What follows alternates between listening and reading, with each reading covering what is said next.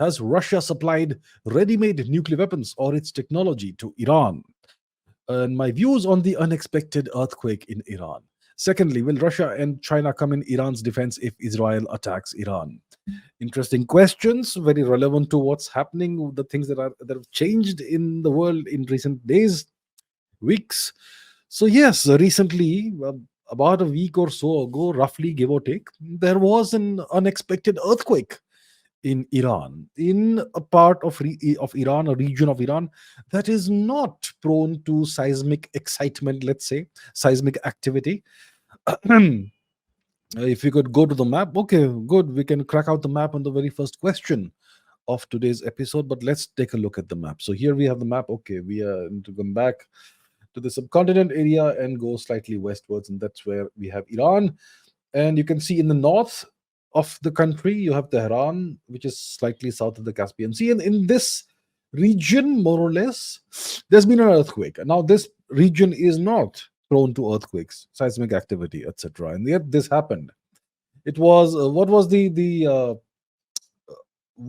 how much did it measure on the Richter scale? I think around four something, 4 point something, or maybe 5 point something, which is not very powerful of an earthquake and not very small an earthquake either. So that's the kind of thing that's happened.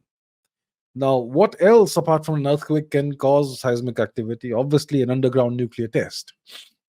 And maybe Iran is sending a message to its adversaries and also to its friends, perhaps.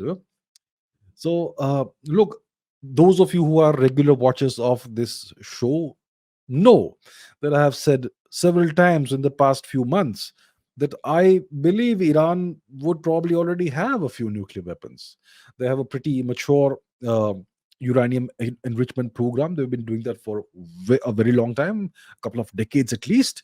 Uranium enrichment via centrifuges that process uranium hexafluoride, which is a gas. So I am sure they have sufficient fissile material for a handful, whatever that means, of nuclear weapons, nuclear warheads. So I actually, if you ask me today, I believe that there are 10 nuclear powers in the world, 10 nations with nuclear weapons, and I believe Iran would be one of those. So I'm pretty sure Iran is a nuclear weapons power by now. I mean, they haven't officially announced it, but maybe that earthquake was a signal to nations like Israel and the US and whoever else that listen, don't cross certain lines. Yeah, so I don't believe that Russia would have supplied nuclear weapons or technology to Iran. Maybe some kind of aid in some indirect way, perhaps, but I don't think Russia would actually supply nuclear weapons, ready-made weapons to Iran. Maybe some kind of aid in terms of enrichment technology or something, but not beyond that, most likely. Of course, I could be wrong, but look, this is all speculation. We don't know what's really happening. And I appreciate that you asked me whether Russia has done this, but I am not on talking terms. I mean, I'm not privy to what Mr. Putin does and what happens there. Right? These are extremely secret matters, highly classified. So can't comment about that. But I believe by now that by now Iran is a nuclear weapons power. They most likely have a handful, whatever that means, of nuclear warheads. Maybe 10, maybe 20, whatever it is. And they have a tremendous ballistic missile and cruise missile capabilities, right? As they have demonstrated.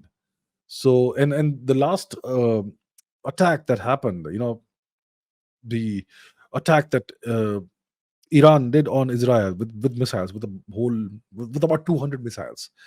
Many of those missiles hit the targets, and many of these missiles were extremely high velocity missiles, hypersonics, like they say, right? And they seem to maneuver as well. So there was maneuvering capability that these missiles or the warheads had. The explosions were rather small, but that is also something that sends a message that these missiles can carry small payloads. Well, that's enough for a nuclear warhead. So yeah, that's how I see it.